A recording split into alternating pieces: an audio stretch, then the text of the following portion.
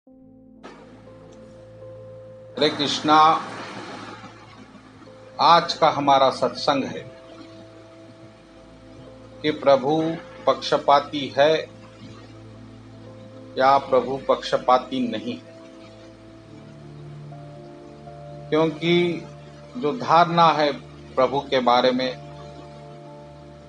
प्रभु सबको समान रूप से देखते हैं, सब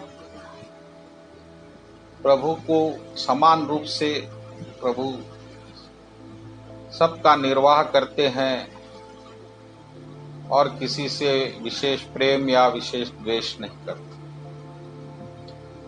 लेकिन जहां भक्तों की बात आ जाती है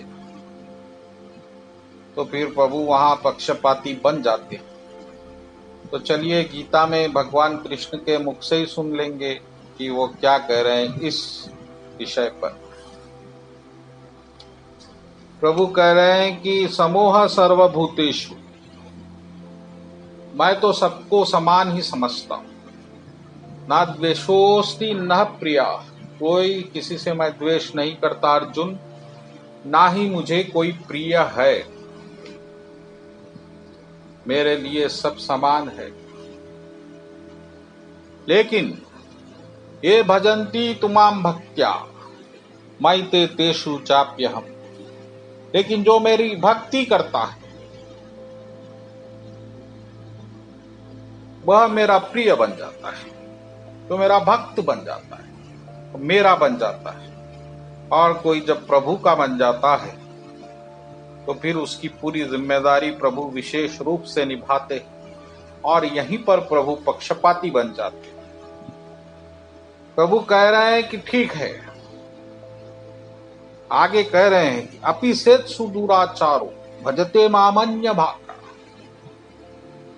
अगर मेरा भक्त जो भक्त बन गया है लेकिन किसी प्रारब्ध के अनुसार, वो अपने स्वभाव के अनुसार कुछ ना चाहते हुए भी उससे पाप हो गया है, तो फिर आप उसे फिर भी साधु मानिए,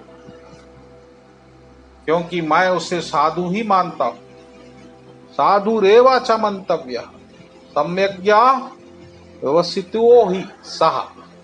क्योंकि जिस मूल उद्देश्य के कारण मैंने उसे मानव जन्म दिया था कि वो मेरा भक्त बनेगा, वो तो वो कर चुका है। अब उसके लिए पाप और पुण्य का कोई मायने नहीं रहेगा, इसीलिए उसे तो मैं साधु मान चुका हूं। अब आप भी मानिए। अगर आप मेरे भक्त में अवगुण देखेंगे तो आपके जो गुण हैं अच्छे वो भी चले जाएंगे। ये महावैष्णव अपराध है। भक्तों में दोष मत देखिए। भगवान ही नहीं देख रहे हैं तो आप क्यों देखें। तो प्रभु कह रहे हैं कि साधु रेव समंतव्य, उसे साधु मानो, बस वो साधु है। और अगर ठीक है कुछ पाप हुए भी हैं तो मैं उसे तुरंत साधु बना दूंगा। क्षिप्रम भवति धर्मात्मा शाश्वत छंति विगच्छति निगच्छति, और वो तुरंत शांति को प्राप्त हो जाएगा, परम शांति।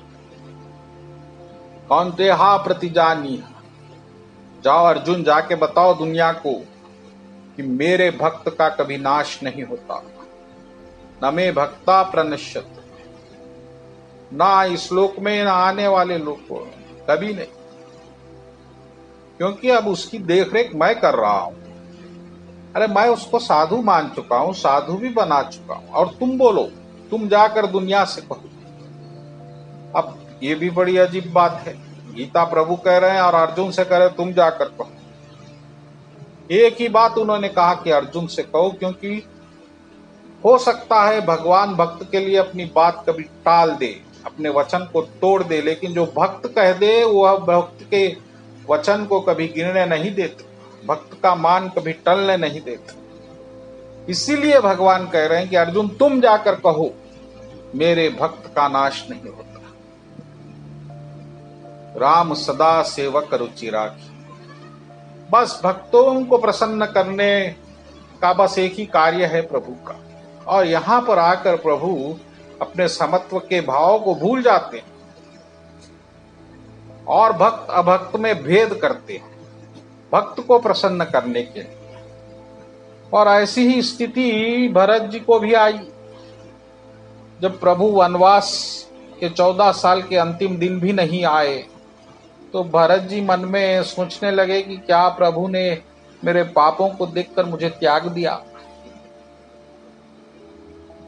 फिर उनको एक भाव आया प्रभु का स्वभाव का ध्यान करने के बाद कि जन अवगुण प्रभु मान न को काऊ। प्रभु तो भक्तों के अवगुण देखते ही नहीं, मान न काऊ। दीन बंधु अति मृदुल स्वभाव, इतना प्रभु का मीठा स्वभाव है कि प्रभु भक्तों के अवगुण देखते ही नहीं।